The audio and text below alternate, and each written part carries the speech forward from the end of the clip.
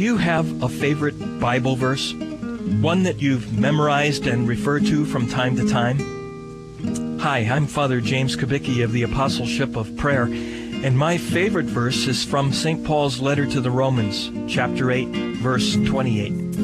There are various translations of this verse. One goes like this: "We know that all things work for good for those who love God, who are called according to His purpose."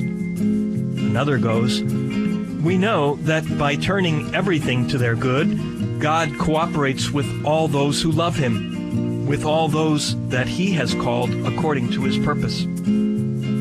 I thought of this verse today because the first reading at Mass tells part of the Old Testament story of Joseph and his brothers.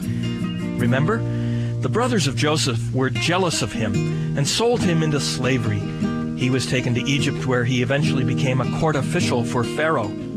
A drought and a famine broke out, and Joseph's brothers came to Egypt to get help. They didn't recognize Joseph at first, and he didn't make himself known.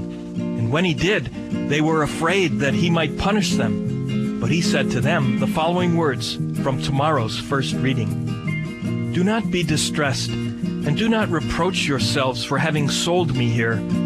It was really for the sake of saving lives that God sent me here ahead of you."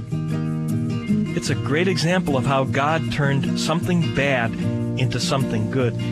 How God made things work together for the good of those who are weak and sinful and prone to jealousy, and yet who love Him. Now, what about you?